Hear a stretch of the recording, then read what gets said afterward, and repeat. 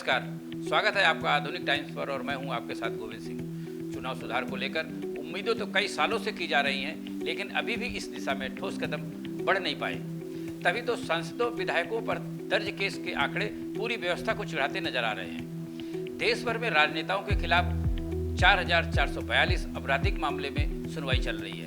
इनमें से 2,556 मामले मौजूदा सांसदों और विधायकों के खिलाफ लंबित हैं। सुप्रीम कोर्ट को सभी हाई कोर्ट द्वारा मुहैया कराए गए आंकड़ों से यह खुलासा हुआ है कि संसद और विधानसभाओं में चुने हुए जनप्रतिनिधियों के खिलाफ मामलों का तेजी से निपटारा करने के मुद्दे पर विचार करने को दायर याचिका पर शीर्ष अदालत ने सुनवाई जारी है।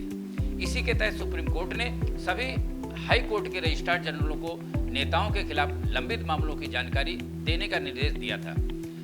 मामले में एमिकस क्यूरी वरिष्ठ अधिवक्ता विजय हंसारिया ने सभी हाई कोर्ट से मिली जानकारी को इकट्ठा कर अपनी रिपोर्ट शीर्ष अदालत को सौंपी है। रिपोर्ट में कहा गया है कि कुल 4,442 मामले लंबित हैं, जिनमें 2,556 मामलों में मौजूदा सांसद और विधायक आरोपी हैं। 25 पेज के हलफनामे में कहा गया है कि इनमें जनप्रतिनिधियों की संख्या मामलों से ज़्यादा है, क्योंकि एक मामले में एक से ज़्यादा निर्वाचित प्रतिनिधि शामिल है। भाजपा नेता और वकील अश्विनी उपाध्याय की जनहित याचिका पर कोर्ट के आदेश पर यह रिपोर्ट दाखिल की गई है। रिपोर्ट के मुताबिक यूपी में नेताओं के खिलाफ सबसे ज़्यादा 1,217 मामले लंबित हैं। इनमें से 446 मामले मौजूदा सांसदों व विधायकों के खिलाफ हैं। इसके बाद बिहार में 531 मामलों में से 256 में वर्तमान विधि निर्माता आरोपी हैं। सुप्रीम कोर्ट और हाई कोर्ट ने 352 मामलों की सुनवाई पर रोक लगाई है। 413 मामले ऐसे अपराधियों से संबंधित हैं जिनमें उम्र कैद की सजा का प्रावधान है। इनमें से 174 मामलों में पीठासीन निर्वाचित प्रतिनिधि भी शामिल हैं। रिपोर्ट में मामलों की तेजी से निपटारा करने के लिए कई सुझाव दिए गए हैं। इनमें सांसदों और विधायकों के मामलों के लिए हर जिले में विशेष अदालत बनाने का सुझाव दिया गया है। इन विशेष अदालतों को उन मामलों को प्राथमिकता देनी चाहिए जिनमें अपराध के लिए मौत की सजा या उम्र कैद का प्रावधान है।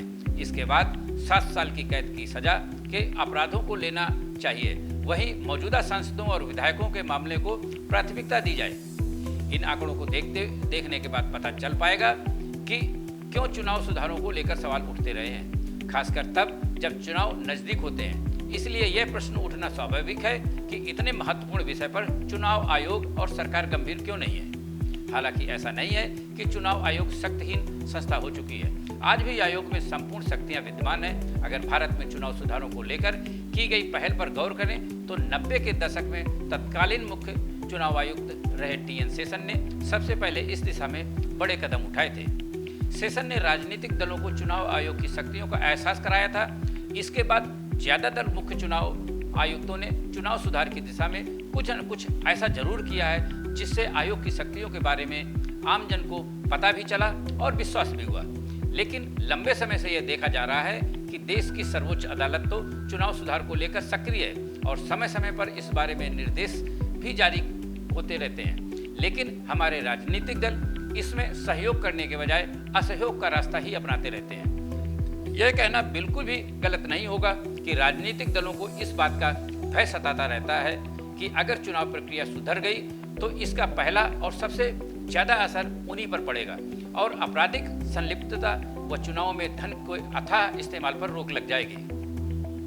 राजनीतिक दल चुनाव में जिस तरह से भारी मात्रा में पैसे का इस्तेमाल करते हैं, यह कड़वी सच्चाई है। काले धन के इस्तेमाल को रोकना है तो आयोग को तर्कसंगत तरीके से सोचना होगा, क्योंकि लोकतंत्र अमीरों का तंत्र बनता जा रहा है। इसमें गरीबों अथवा ज्यादा धन खर्च न कर पाने वाले उम्मीदवार इन धन कुबेरों के आगे बौने पड़ जाते हैं। राजनीति का अपराधीकरण गंभीर चिंता का विषय है। आज वक्त की जरूरत है कि राजनीति में धन बल और बाहुबल को बढ़ते प्रभाव को कम करने की दिशा में मजबूत व सक्षम कदम उठाए जाएं।